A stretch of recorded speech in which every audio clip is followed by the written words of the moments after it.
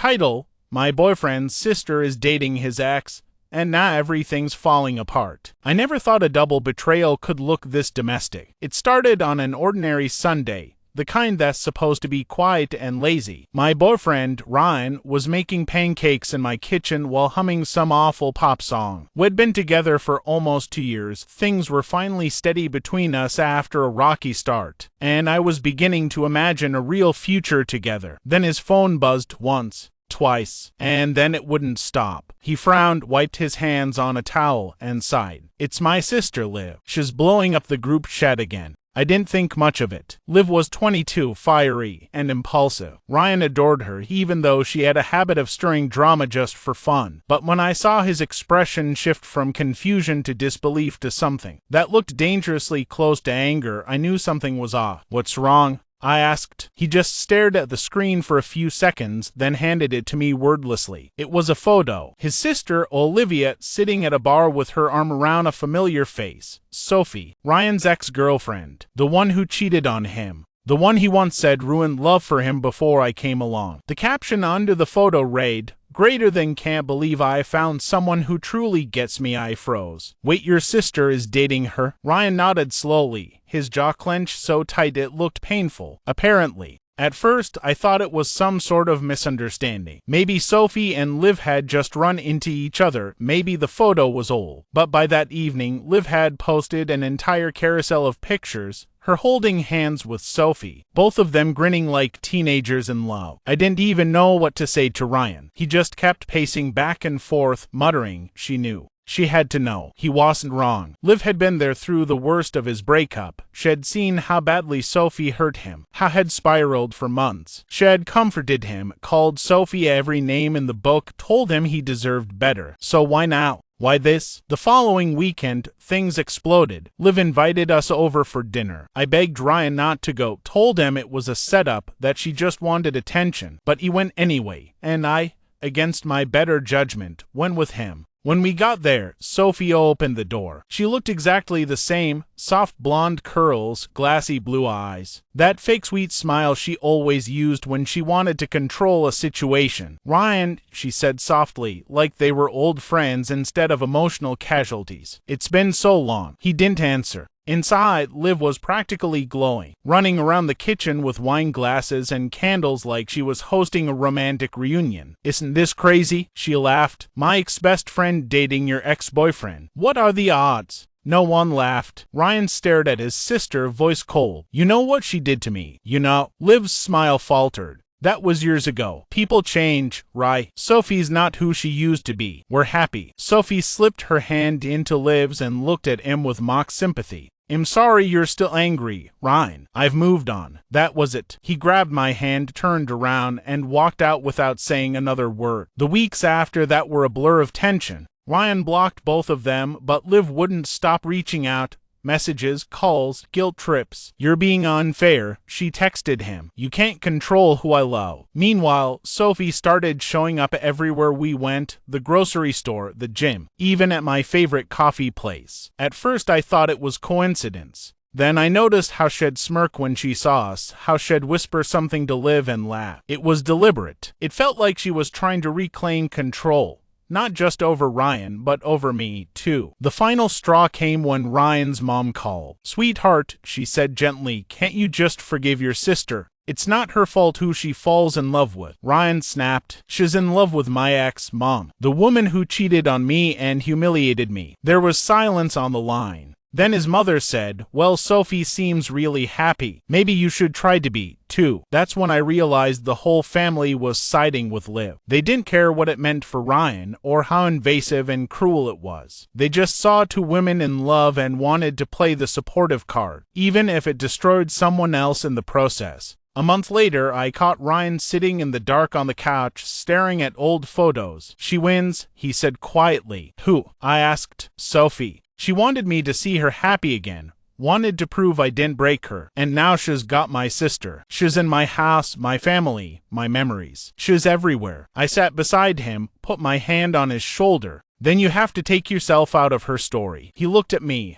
eyes hollow. I don't know how, but he did. A week later, he packed his bags and told me he needed space. Not from me, but from them. He took a job offer in another city. Said he'd call me once he got settled. He never did. I heard through a mutual friend that has living quietly off social media. No contact with his family. Liv and Sophie are still together, at least as far as Instagram says. Sometimes I wonder if Sophie planned it all. If dating Liv was her final act of control, the last way to prove she could still dictate the emotional temperature of Ryan's life. But other times I think maybe she just found someone as reckless and damaged as she was, and maybe that's punishment enough. Part E. When the past moves and it had been 3 months since Ryan left. 3 months of silence. 3 months of unanswered messages, of staring at a contact name I couldn't delete, of wondering whether I'd made a mistake letting him go so easily. The apartment still felt like his cologne faint in the closet, his mug still sitting on the kitchen counter. I told myself he'd come back eventually, that he just needed time. Then, one night, I got a message from an unknown number. You don't know the full story about Sophie and Liv. My stomach dropped. No name, no explanation, just that. I stared at the text for a long time, the glow of my phone the only light in the room. I typed back, "Who is this?" No response. I should have ignored it, but something in my gut twisted, a familiar kind of dread. So I opened Instagram. Liv and Sophie had just posted another picture. They were in Ryan's mother's living room. The same couch, same throw pillows, same framed photo of Ryan as a kid, except this time Sophie and Liv were sitting together, wrapped in each other's arms, grinning. And the caption was a single word, greater than home. The next day, I went to Ryan's mom's house. She didn't expect me. Her surprise was obvious when she opened the door. "Oh, sweetheart, I didn't know you were coming. I needed to talk," I said. My voice was shaking, but I kept going. "About Liv and Sophie." Her smile faltered. "They're happy. Isn't that a good thing?" "No," I snapped. "It's not. You know what Sophie did to Ryan. You know she cheated on him. You know she manipulated him. And now she's dating his sister.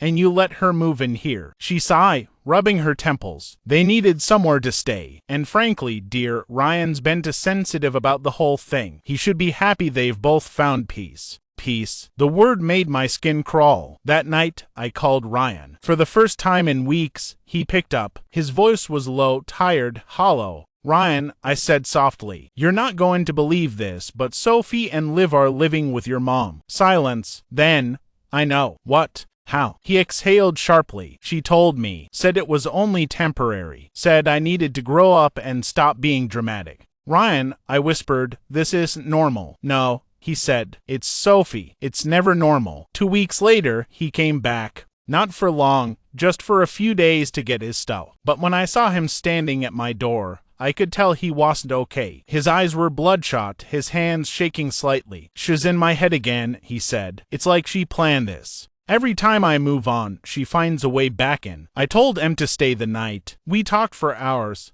About Liv, about their childhood, about how his sister always needed to compete with him for attention, how Sophie used to exploit that, saying things like, "Your brother's so protective. Doesn't he trust you to make your own choices?" It was manipulation layered on manipulation. "She's isolating Liv," Ryan said. "That's what she does. She convinces people she's their whole world. Then she starts cutting off anyone who questions her." "So, what do we do?" I asked. He looked up, his expression cold and focused for the first time in months. "We get her out." The next morning, we went to his mom's house. Liv answered the door, wearing Sophie's hoodie. Her smile was wide but fake. "Ryan, wow. Didn't expect you here. Where's Sophie?" "In the shower," she said with a shrug. "Why? Planning to yell again?" He took a step forward. "I'm here because I care about you. You don't see it yet, but she's using you." Liv's face hardened. "Don't do this. Don't turn this into your trauma story again. You're not the victim anymore." "That's exactly what she wants you to believe," Ryan said quietly. "You think she loves you, Liv, but she loves control. And right now, you're her newest project." Her hands trembled slightly. "You're just jealous. You can't stand that she chose me this time." Ryan froze. "What did you just say?" "She said you were the mistake," Liv hissed. "That she should have been with someone who actually challenged her. That you were boring." That broke something in him. He didn't yell,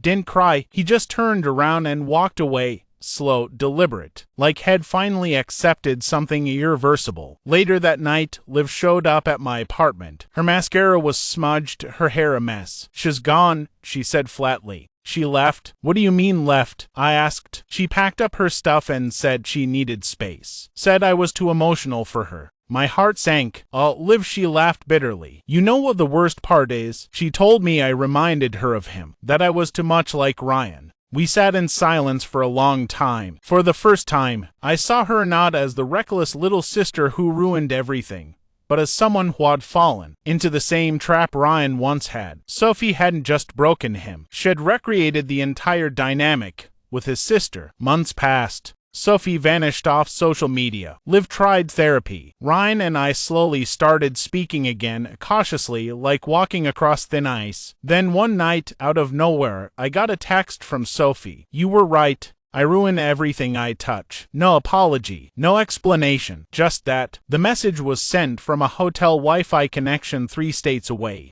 I tried replying, but the number was disconnected by morning. We never heard from her again. A year later, Ryan and I drove past his mother's house. The front porch light was on, but the windows were dark. Liv had moved out, too. She was studying psychology now, trying to understand why people like Sophie do what they do. Ryan reached over and squeezed my hand. She doesn't own us anymore, he said quietly. I nodded, but part of me still wondered if Sophie was out there somewhere watching, waiting for the next person to love her and destroy themselves in the process. Because people like her don't disappear. They just change their audience. Part E. The ghost of Sophie. It's been almost 2 years since Sophie vanished. Ryan and I are still together, cautiously, quietly, like we're afraid the universe might notice and punish us for it. We don't talk about her much anymore, at least not directly, but she lingers. She's in the corners of conversations, in the pauses, in the way Liv tenses up whenever someone mentions toxic relationships. I'd started to think maybe Sophie was gone for good,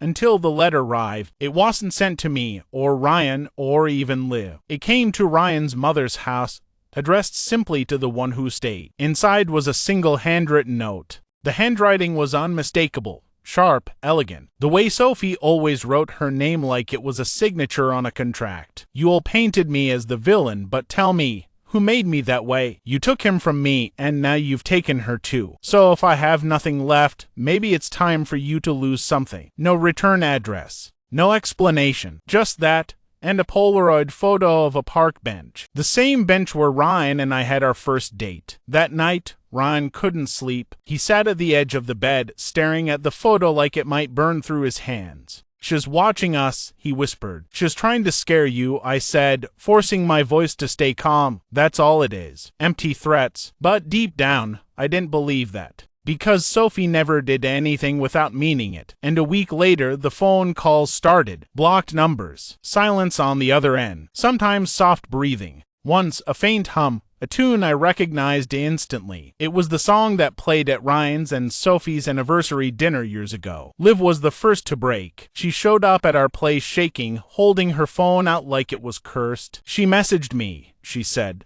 What did she say? Ryan asked. Liv swallowed hard. She said she forgives me, that she understands why I betrayed her. Betrayed her, I said, confused. She means dating her in the first place, Liv said bitterly. She says she loved me more than she ever loved Ryan. The air in the room froze. Ryan's face went pale. That's not true. She's trying to twist this, she said. Liv continued, her voice cracking. That she only dated me to see if she could make me fall for her faster than you did. That she wanted to prove how easy it is to own someone when you know what they crave. Ryan slammed his fist against the table. God, she's sick, but I could see something else in his eyes. Not just anger, but recognition, because had been there too. Had loved Sophie once desperately, blindly. And that's what terrified me the most, that even now, even after everything, a part of him still did. The next few weeks blurred together. We changed numbers, blocked calls. Ryan got a restraining order that probably wouldn't matter if Sophie really wanted to find us. Liv moved in with us temporarily, sleeping on the couch and jumping at every sound.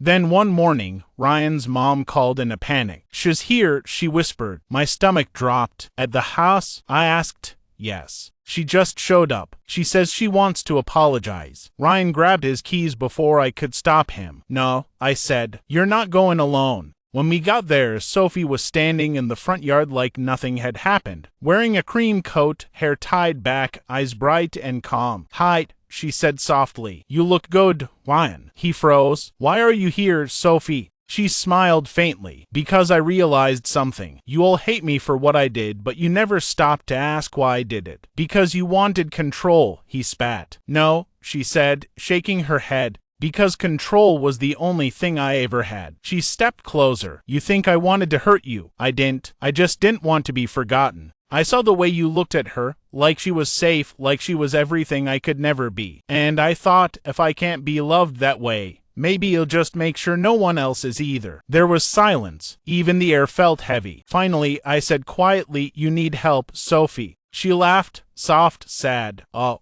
I got help. I'm fine now. I just came to say goodbye. And then she turned around and walked away. Just like that. No fight, no scene, no threat. Just the sound of her heels on the gravel. For months after that, we didn't see or hear from her again. Ryan started therapy. Liv went back to school. I let myself believe it was finally over. Until one day, I got an email. Number name and no subject line.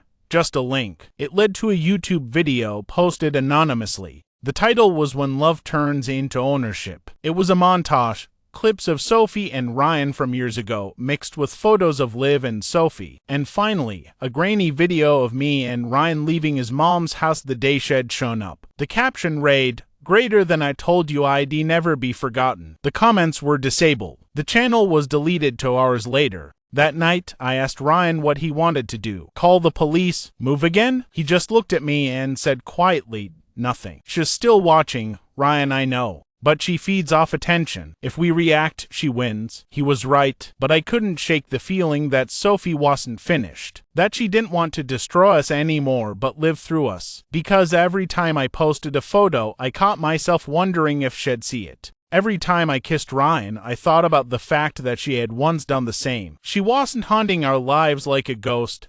She had become part of the air we breathe. Months later, I got another letter. This one wasn't signed. No threats. No photos, just one line written in her handwriting. Greater than you can stop looking for me now. I finally learned how to disappear. That was 2 years ago. We never heard from her again. But sometimes when I drive past that old park bench, I swear I see her, just out of focus, in the corner of my eye. Sitting there, watching quietly, like she's still trying to understand what went wrong. And maybe she never will. Maybe none of us will. Final part. The letter she never sent. 6 months passed. No more calls. No more letters. No Sophie. It was strange how peace didn't feel peaceful at first. It felt like waiting for something terrible to happen. Like silence after a storm. When you're not sure if it's truly over or just pausing before the next strike. But little by little, life began to feel real again. Ryan and I got engaged quietly, no big announcements. Liv came to visit often, she'd started therapy and was finally laughing again. Ryan's mommy even apologized for enabling Sophie's chaos. She said she saw now how much pain had been brushed off as drama. We were healing, or trying to. Then one morning, a brown envelope arrived at our door, no return address. Inside was a small journal. The first page simply read, "Greater than for Ryan, from Sophie. Don't hate me, just understand." I wanted to throw it away. Ryan didn't. He sat on the couch, staring at it for a long time before opening it. The entries were short, disjointed, sometimes furious, sometimes heartbreakingly honest. They weren't confessions, they were explanations. Everyone leaves, so I learned to leave first. I didn't love you to own you. I owned you because I didn't know what love was supposed to feel like. Liv was a mirror, not a replacement. I needed to see if it was you I missed, or just the version of myself I had when you loved me. Tell her, the one who stayed, that she did what I couldn't. She survived me. The last page had one final line. Greater than I hope you both forgive yourselves for loving someone broken. That was it. No address. No signature. Just a pressed violet flower tucked inside.